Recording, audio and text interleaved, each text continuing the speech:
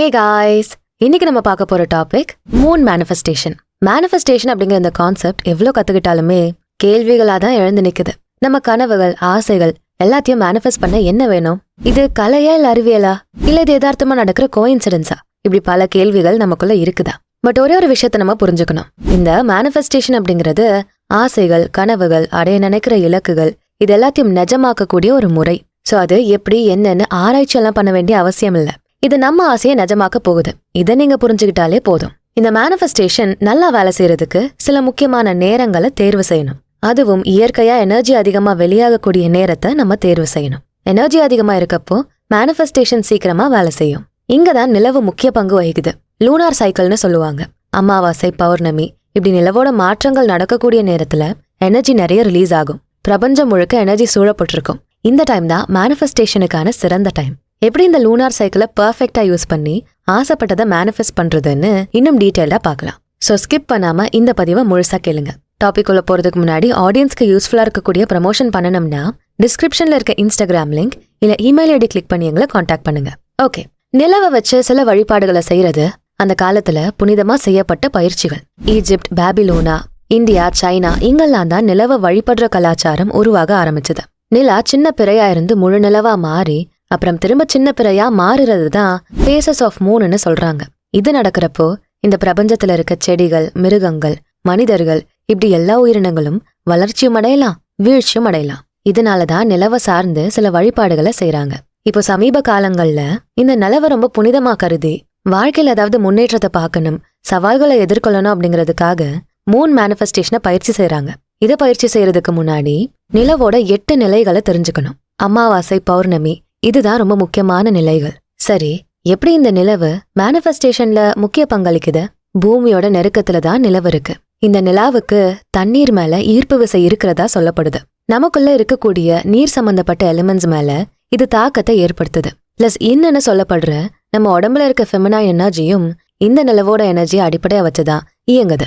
So நிலவை வச்சு manifest பண்றதுனால அதோட சக்தி வெளிப்பாடை வச்சு நம்ம ஆசைப்பட்டதை சீக்கிரம் அடைய முடியும். அமாவாசை, பௌர்ணமி இந்த 2 நேரங்கள்லயுமே மேனிஃபெஸ்ட் பண்ணலாம். அமாவாசையை பொறுத்தவரை நிலா அப்போதான் முழுசா வளர்றதுக்கான முதல் அடியை எடுத்து வைக்கும். இந்த அமாவாசை எதெல்லாம் குறிக்குதுன்னா நல்ல துவக்கம், முழு உருமாற்றத்துக்கான, வளர்ச்சிக்கான சக்தி இதெல்லாத்தையும் குறிக்குது. பௌர்ணமியில முழு நிலா இருக்கும். இங்கேயும் எனர்ஜி அதிகமா ரிலீஸ் ஆகும். பிரபஞ்சம் முழுக்க குளிர் பரவும். பௌர்ணமி எதெல்லாம் குறிக்குதுன்னா முழு உருமாற்றத்தையும் இனி வரப்போற எல்லாத்துக்கும் தயாரா இருக்கணும் அப்படிங்கறதையும் குறிக்குது. இதுக்கிடையில தான் சில நிலைகள் நடக்குது. முதல் கட்டம் அமாவாசை, த நியூ மூன். இது எப்போ நடக்கும்னா சூரியனும் சந்திரனும் நேர்கோட்ல வரும், ஒருங்கிணையும். இங்க 2 எனர்ஜியும் மிக்ஸ் ஆகி இருட்டாகிடும். எந்த வெளிச்சமும் வெளிப்படாது. அதனாலதான் அமாவாசையில நிலவை பார்க்க முடியறதில்ல, இருட்டாவே இருக்கும். இங்கதான் நிலவோட வளர்ச்சி ஆரம்பிக்குது. சோ நம்ம என்ன ஆசைகளை வச்சிருக்கோமோ அதெல்லாம் இங்க விதைக்கலாம். இந்த நேரத்துல புது வாழ்க்கையை உருவாக்க அதிக எனர்ஜி வெளிப்படும். இது இந்த பிரபஞ்சத்துல பாசிட்டிவான தாக்கத்தை ஏற்படுத்தும். இந்த நேரத்துல மனசுக்குள்ள புதிய துவக்கத்துக்கான இன்டென்ஷனை செட் பண்ணலாம். அப்புறம் நிலா வளர வளர நம்ம ஆசைகளோட வளர்ச்சியையும் பார்க்க முடியும். அடுத்து 2வது கட்டம் வளர்பிறை, வேக்சிங் கிரசன்ட். இந்த கட்டத்துல நிலா பூமியை நோக்கி கொஞ்சம் நகர ஆரம்பிக்கும். சூரியன் கிட்ட இருந்து லேசா விலகும். அப்போ சின்னதா ஒரு கீறல் மாதிரி தெரியும். அந்த ஒரு பகுதியை தான் வளர்பிறைன்னு சொல்லுவாங்க.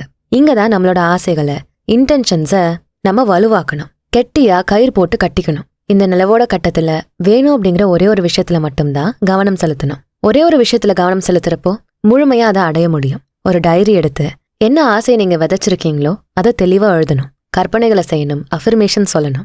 சோ இன்டென்ஷன்ஸ் நல்லா வலுவாகி நினைச்ச விஷயங்களை நிலவு மூலமா மேனிஃபெஸ்ட் பண்ண முடியும். 3வது கட்டம் முதல் காலாண்டு நிலா, த வேக்சிங் குவார்ட்டர் மூன். இந்த நேரத்துல பாதி நிலா தெரியும். அதாவது பாதி வெளிச்சமா இருக்கும், பாதி இருட்டா இருக்கும். 90 டிகிரி ஆங்கிள் நிலவும் சூரியனும் மீட் பண்ணிக்கும். இந்த டைம்ல தான் என்ன கஷ்டங்கள், சவால்களை ஃபேஸ் பண்றோமோ அதை நம்ம கவனிக்கணும். முடிவுகள் எடுக்கணும்னா இந்த நேரம் சரியான நேரமா இருக்கும். விமர்சனங்கள் இருந்தா அது தைரியமா எதிர்கொள்ளலாம். சவால்களை இங்க எதிர்கொள்ளலாம். அடுத்து 4வது கட்டம் வளர்பிறை, த வேக்சிங் கிப்பஸ் மூன். இங்க ரொம்ப அதிகமான எனர்ஜி ரிலீஸ் ஆகும். ஏன்னா நிலா கொஞ்சம் கொஞ்சமா முழுமை அடைய போகுது. பாதி கட்டத்துக்கு வந்தாச்சு, இன்னும் கொஞ்சம் கடந்து முழுமை அடையணும். அப்ப நிறைய எனர்ஜி வெளியாகும். இந்த நேரத்துல எல்லாத்தையும் சீரமைக்கணும். வாழ்க்கையில எல்லாத்தையும் எதிர்கொள்ள எனர்ஜியை சீரமைக்கணும். என்ன ஆசையை வச்சீங்களோ அதை நோக்கி பெரிய அடி எடுத்து வைக்கணும். என்ன வேணும்னு ஆசைப்பட்டீங்களோ அதை மேனிஃபெஸ்ட் பண்றதுக்கு நிலவோட சேர்ந்து பயணிக்கணும். அடுத்து 5வது கட்டம் முழு நிலவு, பௌர்ணமி. இங்க வெளிச்சம் அதிகமா இருக்கும், எனர்ஜி அதிகமா வெளிப்படும், பார்க்கவும் ரொம்ப அழகா இருக்கும். சூரியனோட ஒளியை உள்வாங்கி திரும்ப அந்த ஒளியை இரவல நமக்கே கொடுக்கற ப்ராசஸ் இது. நிலா முழுசா வந்ததும் இதோட ஈர்ப்பு விசை வலுவாகி நிறைய சக்தி வாய்ந்த விஷயங்களை செய்ய வைக்கும். இந்த நேரத்துல நிலவோட வெளிச்சம் உங்க மேல படலாம். ஜன்னலை திறந்து நிலவோட வெளிச்சத்தை உங்க மேல வாங்கிக்கலாம். இல்ல வெளியே போய் நின்று நிலவோட ஒளியை உள்வாங்கலாம். இந்த டைம்ல தான் ஆரம்பத்துல நம்ம வச்ச ஆசைகள் எல்லாம் வேலை செய்ய ஆரம்பிக்கும். ஆசைகள் எல்லாம் அடைய என்ன மாற்றம் வேணும்னு யோசிக்கணும். அடுத்து 6வது கட்டம் தேய்பிறை, த வேனிங் கிப்பஸ் மூன். முழு நிலா தன்னோட எனர்ஜி எல்லாம் ரிலீஸ் பண்ணிட்டு கொஞ்சம் கொஞ்சமா பழைய நிலைக்கு திரும்ப போகுது.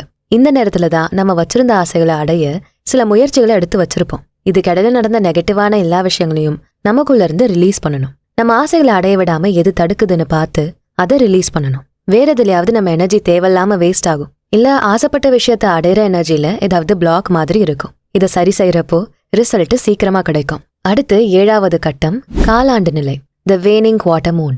நிலா நல்லா தேஞ்சிருக்கும். இங்க வெளிச்சம் கம்மியாகும். வேற மாற்றங்கள் எல்லாம் நடக்கும். இந்த சூழல்ல நமக்குள்ள என்ன இருக்குன்னு பார்க்கணும். மனசுக்குள்ள பதில தேடணும். மனசு என்ன சொல்லுதோ அதுபடி நடக்கணும். உள் மனசை வழிகாட்டிய தேர்வு செய்யணும். என்ன உணர்வுகள் எல்லாம் வருதோ அதெல்லாத்துக்கும் முழு மரியாதையை கொடுத்து வரவேற்க பார்க்கணும். இந்த தருணத்துல வரக்கூடிய உணர்வுகளை நல்லா கவனிச்சு பார்த்தா நம்ம வாழ்க்கையில மாற்ற வேண்டிய முக்கியமான பகுதிகளை பத்தின தகவல்கள் நல்லாவே கிடைக்கும். மனசார வழிகாட்டுதலை எதிர்பார்க்கணும். உங்களை மேனிஃபெஸ்ட் பண்ண விடாம தடுக்கிற எல்லாத்தையும் இந்த தருணத்துல உதறி தள்ளணும். அடுத்து 8வது கட்டம் கடைசி பிறை, த வேனிங் கிரசன்ட் மூன். ஆரம்பத்துல வந்த மாதிரி சின்ன பிறையா நிலவு தேஞ்சிருக்கும். இதுதான் கடைசி கட்டம். அடுத்து அமாவாசை இரவுக்கு முன்னாடி இந்த 8வது கட்டம் நிகழும். சோ இந்த 7 கட்டத்துல இந்த மொத்த லூனார் சைக்கிள்ல நம்ம என்ன செஞ்சோம், என்ன நடந்துச்சுன்னு மொத்தமா செக் பண்றதுக்கான வாய்ப்பு இது. என்ன கத்துக்கிட்டீங்க, என்ன கத்துக்கல, ஒரு டைரியில எல்லாத்தையும் எழுதி வச்சிருப்போம். அதெல்லாம் திரும்ப ரீட் பண்ணணும். அமாவாசை நேரத்துல என்ன ஆசைகளை விதைச்சோம், என்ன நெகட்டிவிட்டியை துரத்தணும், இப்படி எல்லாத்தையும் ரீட் பண்ணி என்ன மாற்றம் நடந்திருக்குன்னு மதிப்பிட்டு பார்க்கணும். ஒருவேளை நீங்க ஆசைப்பட்டதை இந்த லூனார் சைக்கிள்ல அடைஞ்சிட்டா சரி. அடைய முடியலனா அடுத்த அமாவாசையில திரும்ப முதல்ல இருந்து ஆரம்பிக்கணும். இப்படிதான் நிலவோட 8 கட்டங்கள் இயங்குது. எனர்ஜியோட வெளிப்பாடு, நிலவோட உருமாற்றம் எல்லாம் சேர்ந்துதான் இந்த மொத்த மூன் மேனிஃபெஸ்டேஷனை இயக்குது. அமாவாசை நேரத்துல தான் நம்ம ஆசைகளை விதைக்கணும்னு பார்த்தோம். அப்ப அதுக்கான ப்ராசஸ் என்ன, நிலவோட சேர்ந்து ஒன்னா மேனிஃபெஸ்ட் பண்ண என்ன ஸ்டெப்ஸ் எல்லாம் இருக்கு.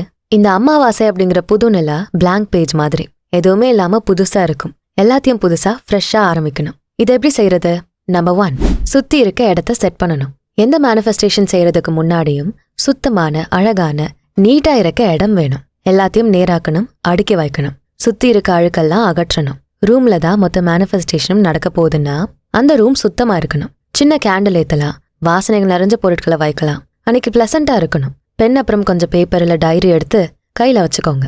உங்களை தயார்படுத்திக்கோங்க. அடுத்து ஸ்டெப் நம்பர் 2, டிவைன் கனெக்ஷன். நீங்க யார உங்களோட வழிகாட்டியா நினைக்கிறீங்களோ அந்த எனர்ஜியை கூப்பிடணும். அது கூட கனெக்ஷனை உருவாக்கணும். அந்த வழிகாட்டி பிரபஞ்சமா இருந்தாலும் சரி, நீங்க நம்பிக்கை வச்சிருக்கக்கூடிய கடவுளா இருந்தாலும் சரி, எந்த எனர்ஜி உங்களை சப்போர்ட் பண்ணணும்னு நினைக்கிறீங்களோ அது கூட கனெக்ஷனை உருவாக்கணும். நீர், நிலம், காற்று, ஆகாயம், தண்ணீர், சூரியன், சந்திரன், இப்படி இயற்கை கூட நல்லா கனெக்ட் ஆகுறது நல்லது. அடுத்து ஸ்டெப் நம்பர் 3, கம்ஃபர்டபுளா உட்காந்து எழுதணும். இப்ப நீங்க முன்னாடி எடுத்த பேப்பர்ஸோ இல்ல டைரியோ எடுத்துக்கோங்க. அதுல நீங்க என்னெல்லாம் வாழ்க்கையில வேணும்னு நினைக்கிறீங்களோ அது எல்லாத்தையும் எழுதுங்க. கூடவே என்ன உணர்வுகள் இருக்கு, பயம் எதுவும் இருக்கா, தடையா எதையும் நீங்க ஃபீல் பண்றீங்களா, இப்படி எல்லாத்தையும் எழுதணும். என்ன நினைக்கிறீங்களோ எழுதலாம். எனக்கு நல்ல வேலை கிடைக்கணும், நல்ல லைஃப் பார்ட்னர் கிடைக்கணும், செல்வந்தன் ஆகணும், இப்படி எல்லாத்தையும் குறிப்பிட்டு தெளிவா எழுதுங்க. அடுத்து ஸ்டெப் நம்பர் 4, டிக்ளேர். நீங்க எழுதின ஆசைகள், உங்க வாழ்க்கையில நீங்க என்னெல்லாம் வேணும்னு நினைக்கிறீங்க, இது எல்லாத்தையும் எழுதுனீங்கல்ல, அது எல்லாத்தையும் சத்தமா ரீட் பண்ணணும். சத்தமா ரீட் பண்றப்போ அது உண்மையாவே லைஃப்ல இருக்க மாதிரி ஃபீல் ஆகும். சத்தமா சொல்றப்போ நிறைய உணர்வுகளும் அதுக்கேத்த மாதிரி அதிகமாகும். மேனிஃபெஸ்டேஷனுக்கு உணர்வுகள் ரொம்ப முக்கியம்.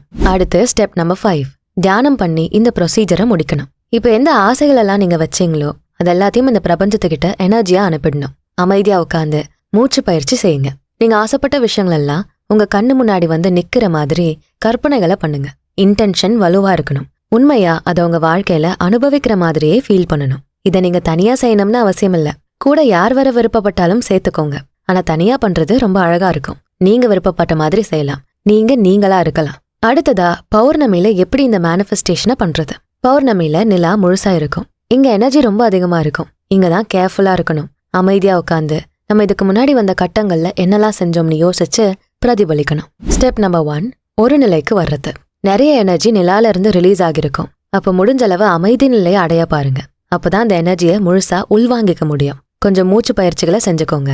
உடலோட வெப்பம் தணிஞ்சு குளிராகணும். அடுத்து ஸ்டெப் நம்பர் 2, எழுதணும். அமாவாசையில இருந்து இந்த பௌர்ணமிக்கு இடைப்பட்ட காலங்கள்ல என்னெல்லாம் நீங்க பண்ணீங்க, என்ன கத்துக்கிட்டீங்க, எதுல வெற்றி பாத்தீங்க, எது உங்களுக்கு தடையா இருந்தது, எங்க வாய்ப்புகள் நிறைய கிடைச்சது, இப்படி எல்லாத்தையும் எழுதுங்க.